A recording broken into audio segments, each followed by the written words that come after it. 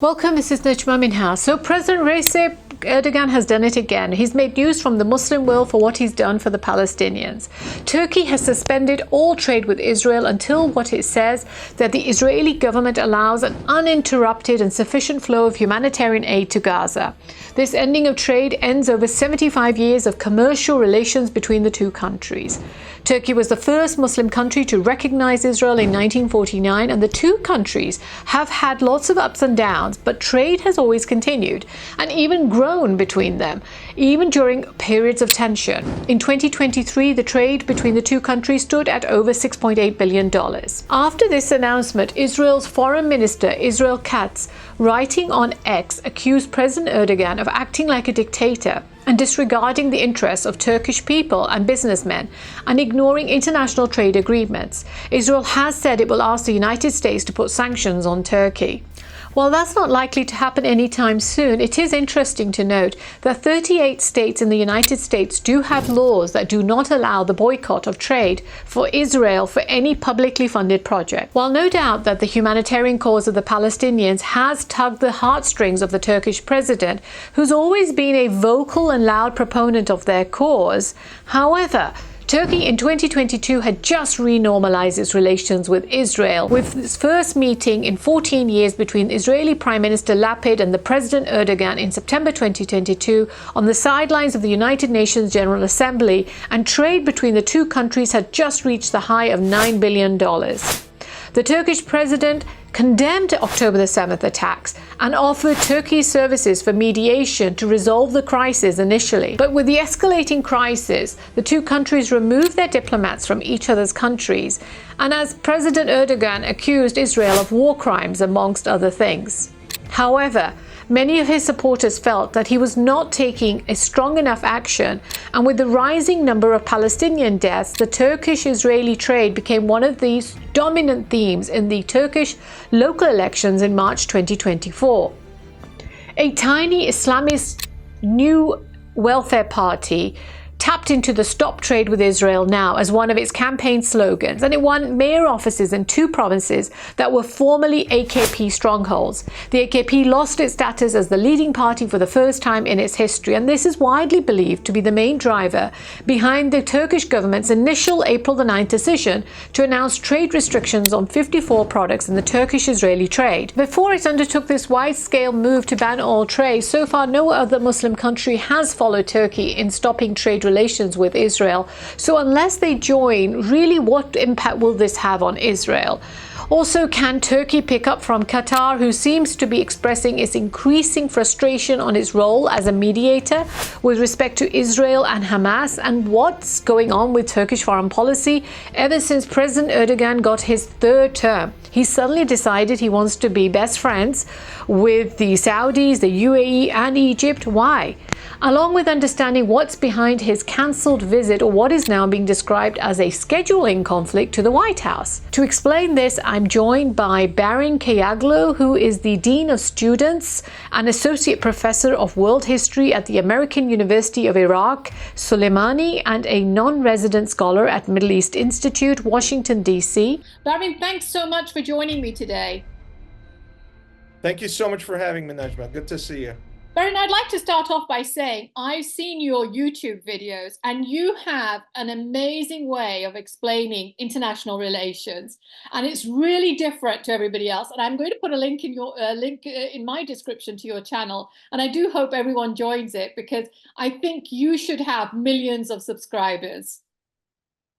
Is that Thank because you so much. used to be a professor and you used to teach international relations in that particular way? What got you teaching in that way?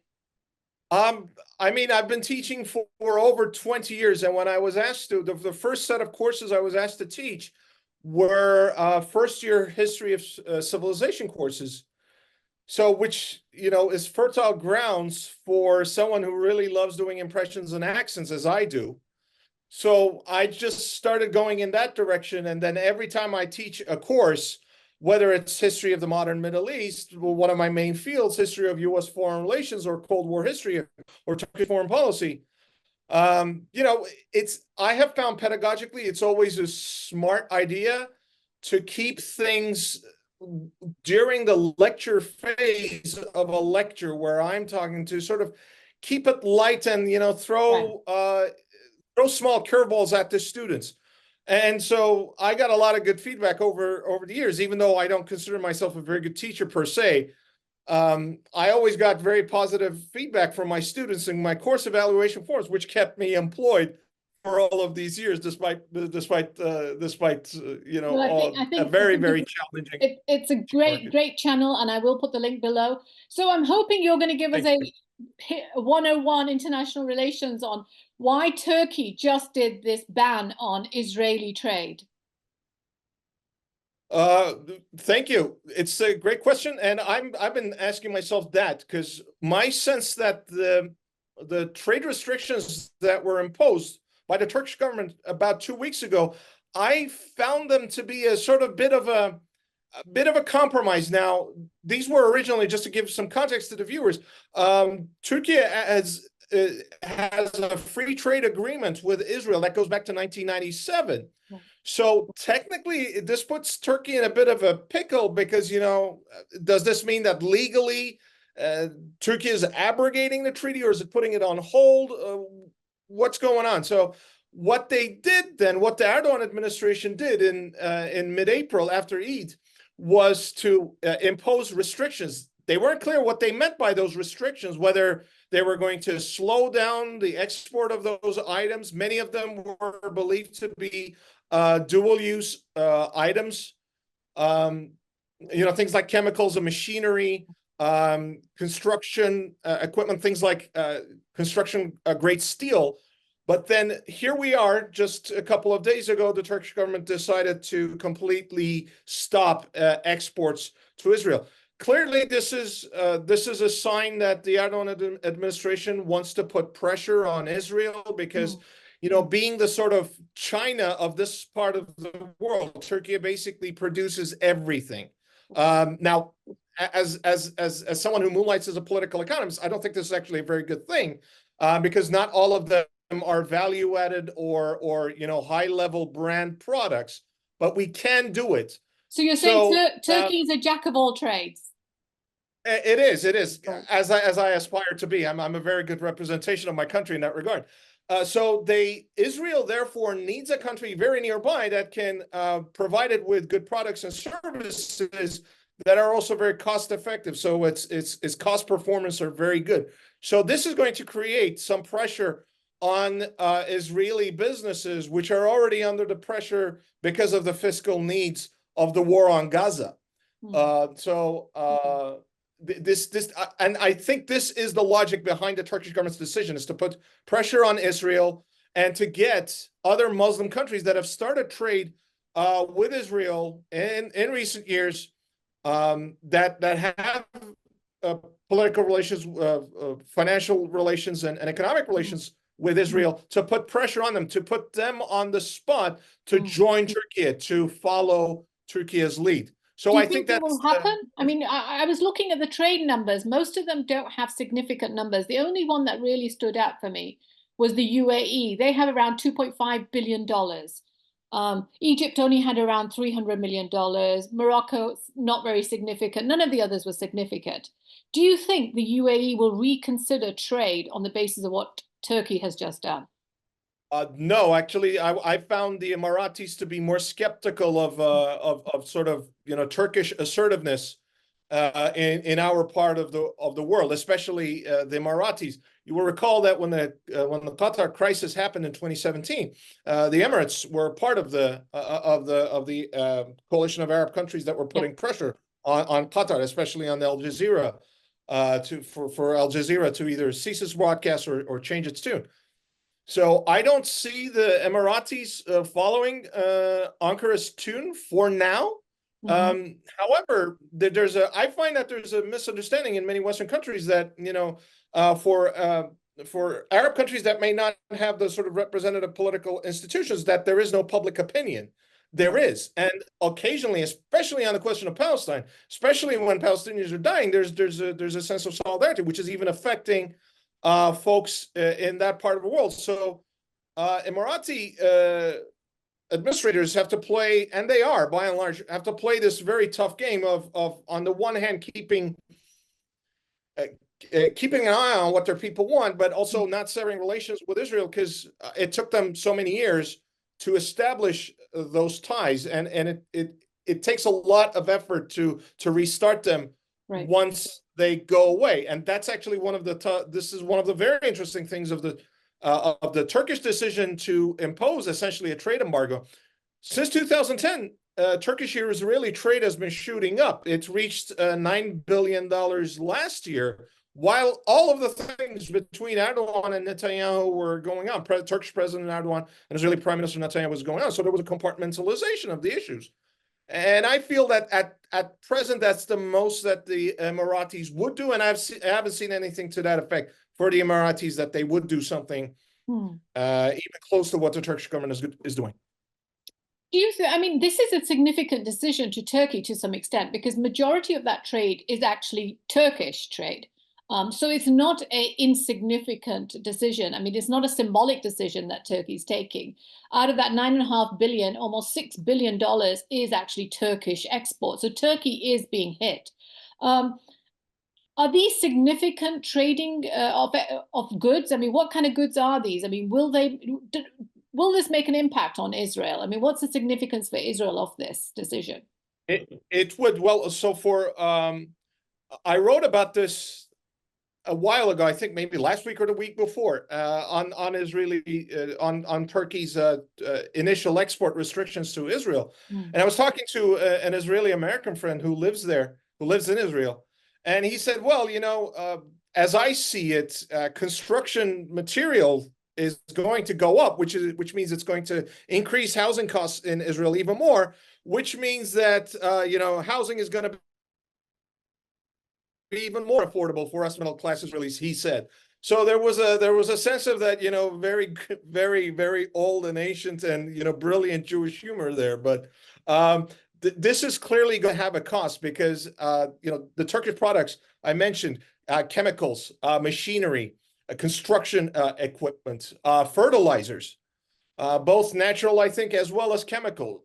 These are critical elements of any supply chain. And for Israel, Turkey, besides Europe, was its main provider, main supplier of these goods. So the one talk, and this found its place in various Turkish, Israeli, as well as international media outlets, that they would try to circumvent, it is called circumvention of these sort of trade measures, to you know, basically change the end user license agreement, and then say, well, we're only selling it to a buyer in Slovenia or in Greece, and because Turkey is a member of is a customs union member with the European Union, so industrial goods, it can basically send it to any European country with very little bureaucracy.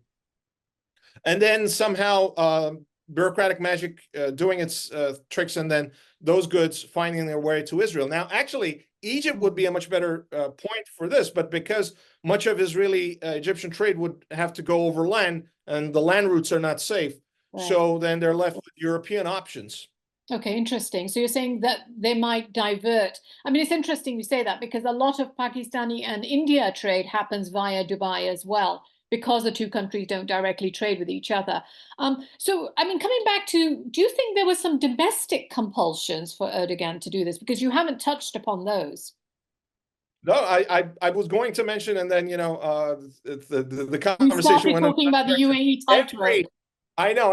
Every politics is local, as they say, and for the longest time after October 7th, and then around the third week of October, when Israeli airstrikes really started pounding Gaza, and then the civilian suffering really went up, pressure started building up among the Turkish public for the government to start taking measures. And our viewers need to keep in mind that President Recep Tayyip Erdogan and his Justice and Development Party, AKP, have their roots in sort of religious conservatism.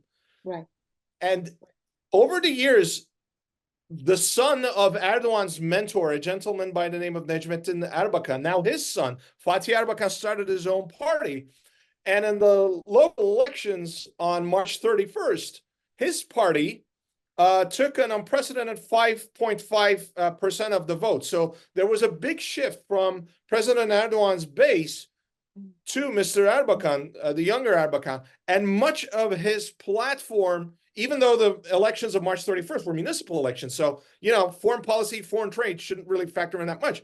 But Mr. Erdogan made it a part of his electoral platform, put a lot of pressure on Mr. Erdogan's party, and really stole a lot of votes from him. So President Erdogan is now feeling that pressure from his very supporters, from the folks who just a year ago, right? We're now in May. It's going to be the anniversary where he almost won in the first round, then won a pretty serious majority in the second round. And so many of those folks just basically deserted him.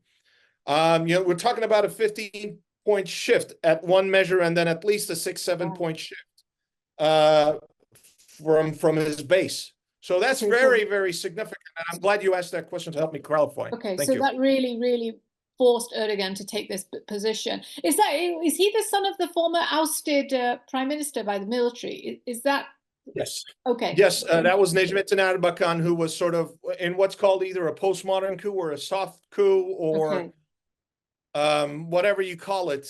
He was basically asked to step down kindly, but he tried to get his coalition partner, a center-right secular lady by the name of Tansu Çiller, and then the president at the time basically told, no, I'm not going to do that. I'm going to just give the prime ministry to someone else. Thank you for your service. Now step aside. So it is often viewed as a coup of sorts. Okay, interesting. This was in 97. Israel's obviously very upset with the decision, and the foreign minister referred it to as a decision made by a dictator. And they've also said that they might get the United States to put sanctions on Turkey. I mean, what do you see the likelihood of those? There could be some countermeasures on things like on general tariffs to certain products. Some viewers might recall in 2018, the Trump administration, President Trump actually tweeted about this, had imposed some additional tariffs on Turkish steel and aluminum products. And that's one of the areas where Turkish industry is very, very competitive. This was happening in the course of a dispute over the detention of an American pastor who was detained after the failed coup attempt of 2016. As Mr. Brunson, I can't recall the first name, I'm sorry. So, and that was one of the first shifts that showed how Turkey's currency regime was in a bad shape, because all of a sudden the lira shot from 4 point something to 6 liras to the dollar. Right. And so there could be some pressure from the United States on this. On the other hand, we need to keep in mind,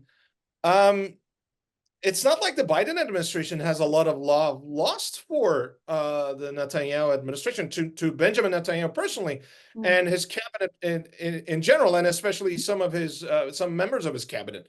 So there could be some symbolic slap in the wrist things, but I haven't seen anything going in that direction in the U.S. because the viewers we would have know what's going on in the U.S. right now. So I'm not sure if either the Biden administration or Congress would have too much time to think about, imposing some measures on Turkey while, so many university campuses in the United States are facing unrest. Right. This could happen, though. We'll see. Yeah. No, interesting.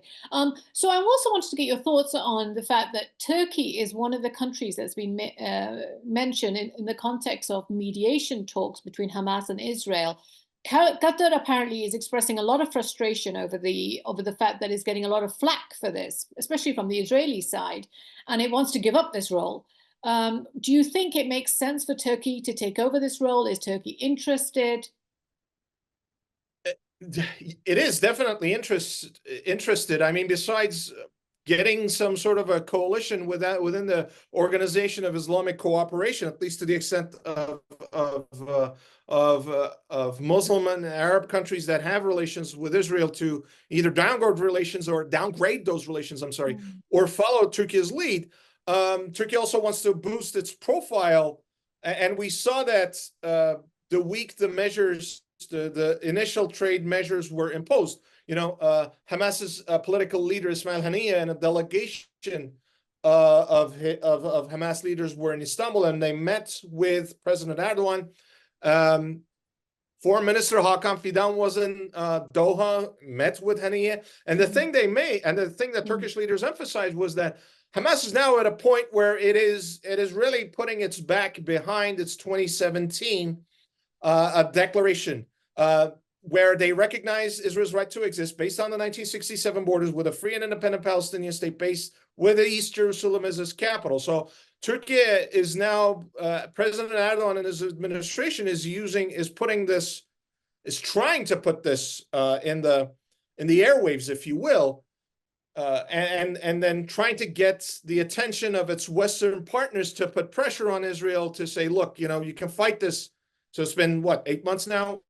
You can fight this for a little longer than that, but you're not going to destroy Hamas, and then you're not going to address Palestinian grievances. So you need to do something about this. But can Turkey actually be given that role? And given what has happened and the very public feud that the Turkish and Israeli governments are having right now, I don't see that. However, I will bracket what I just said with this.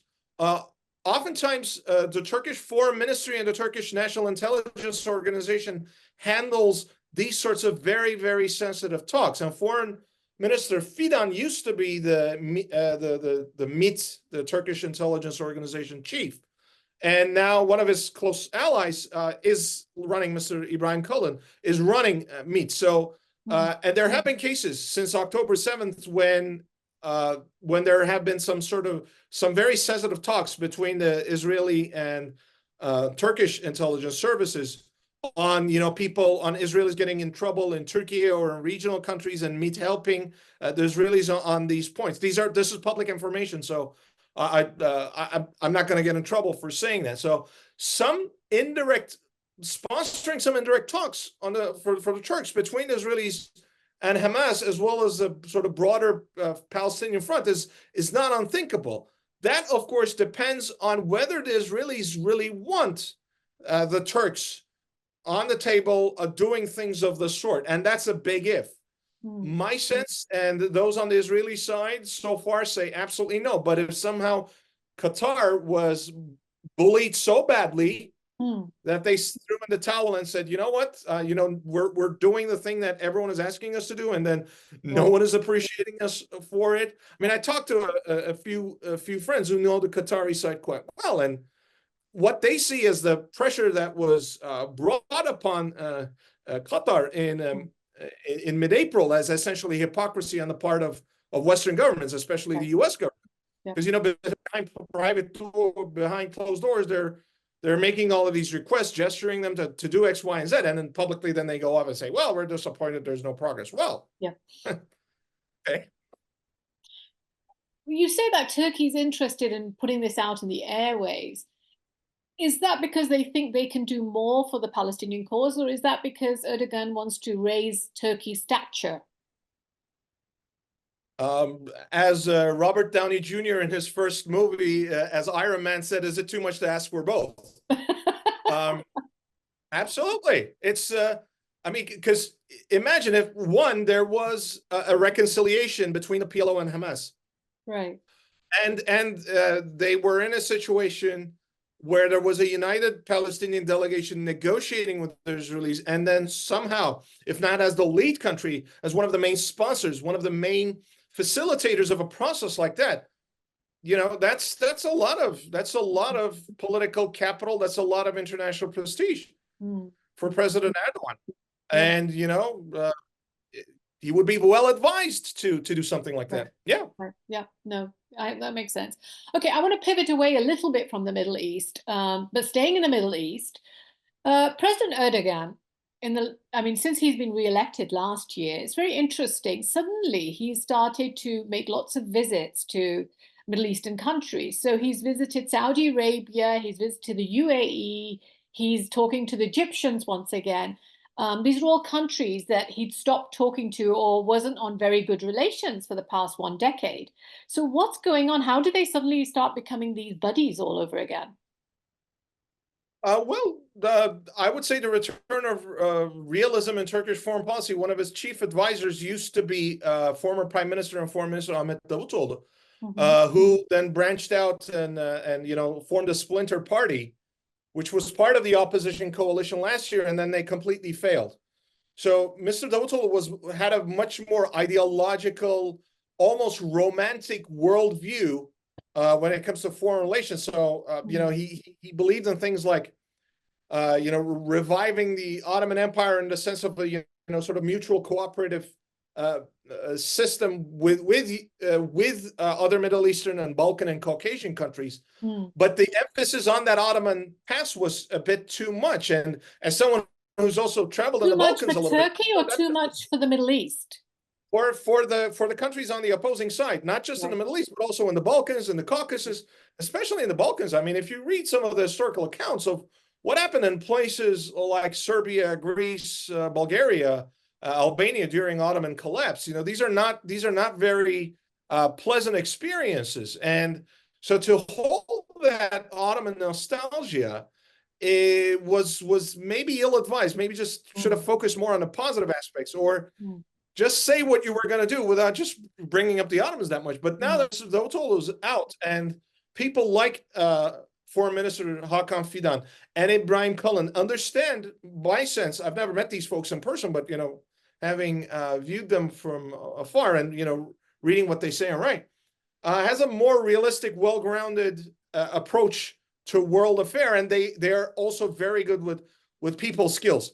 As a college professor, I'm one of the first to admit that college professors don't often have very good people skills. Sometimes they tend to drone on and talk too much.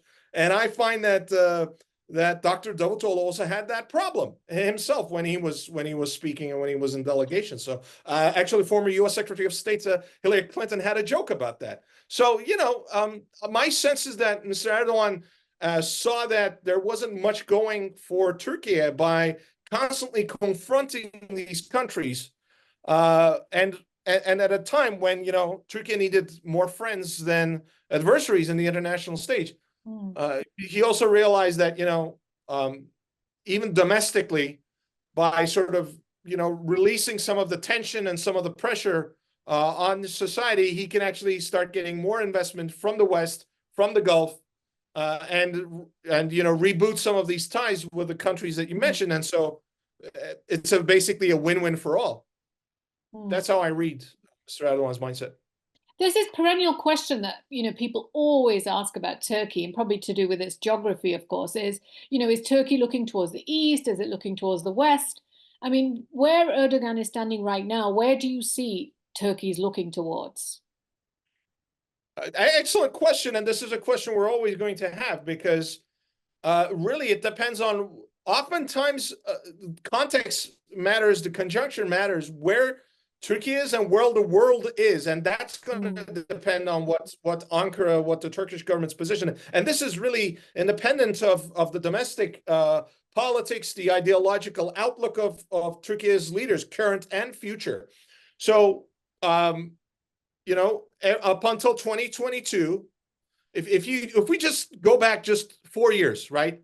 Turkey intervenes in Libya, and everyone is like, of course, because the government in Tripoli, they're connected to them through the Muslim Brothers. This is just typical Erdogan. But then there's a ceasefire, and then there's a truce and a political process, which is actually what Turkey was saying all along.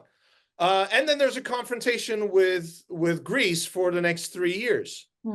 So, everyone's talking about how Turkey is falling out with the West. But then the war in Ukraine starts in February 2022, and all of those lethal weaponry that Turkey had given Ukraine for the last 10 years, and the Obama administration and the Trump administration I'm sorry for using rather colorful language, were sitting on their hands and just discussing forever about lethal versus non-lethal aid to Ukraine. Ukrainians were able to stop the Russians, to slow them down, thanks to both Turkish hardware as well as the last 6-month hardware that they got from the West, the Stinger missiles, the Javelin anti-tank missiles. So, and all of a sudden then the question became, oh, well, who would have thunk it? Turkey is actually a very useful country for the West. Oh, well, yeah, we've been saying that for a long time. But then, Sweden and Finland applies to join NATO, and then all of a sudden Turkey is again the bad guy. And then, but then last year, all of the things up until early this year, all of these things happened. Turkey finally ratified not only Finland, but also Sweden's joining NATO. The U.S. agreed to sell the F-16 fighter jets. Even this started talking about bringing Turkey back to the F-35 program, so long as it gets rid of its Russian-made air defense systems. So that there's now a different talk. My sense. So that's the context, the text. The real answer to your question is, I think Turkey really wants, especially wants a world where these sorts of political disputes are resolved by and large through peaceful measures without causing prolonged 2, 3, 5-year wars. To the extent that force, coercive diplomacy, if you will, need to be used, it should be in places like Nagorno-Karabakh, the 6-week war in 2020, and then the one-day war in 2023 in September last year. It should be things of that sort. But you look at the aftermath now, the Erdogan administration is actually working and supporting normalization and peace talks between Armenia and Azerbaijan. Right. So what I see is a world from being Turkish and following President Erdogan's speeches and his actions, is a place where middle powers like Turkey have more say. So it's not just the UN Security Council 5 that can basically veto anything they don't like, with the rest of the world having a greater say in how security is enforced and how global wealth is distributed. Has that Western Turkey dream gone for Turkey? Turkey had that Western dream for decades. Has it gone now for Turkey? I praised President Erdogan for his realism a moment ago, and I'll do that again. It's not just a Turkish issue; it's also a European issue. After the wave of immigrants, as the Europeans saw it, there isn't much enthusiasm to bring Turkey into the European Union as a full member. So having close ties, close associations, close levels of cooperation in different fields, trade, politics, economics, scientific and universities cooperating, all of that. Everyone's on board on both sides. But Turkey joining the European Union full time, I just don't see that happening. And in the long term, I'm not sure myself, as clearly a Western educated Turk, I don't see that being too beneficial for Turkey in the long term, because the demographics speak for itself. Then that means that my country is going to lose tons and tons of youth every year to pay for the pensions of European retirees. Now, there are some very nice European countries that people would want to live. That's fine, but that might not necessarily be an equal partnership. Where initially, especially, now that Britain has left, now that the United Kingdom has left, Germany and France are calling all the shots, and I don't see them having a country at the same weight class as them that has an even more inflated opinion of itself. And I'm saying that about France and Germany, right? So having them on the table, and then, along with Italy and Spain, trying to make the big decisions, and then trying to manage this club of 28 countries. To also put further context to your question, one of the things that helped the Brexit camp in the run-up to the 2016 referendum in the UK was, if we stay in Europe, all of these Turks are going to come in. Millions of Turks, once they join the European Union, are just going to flood the UK.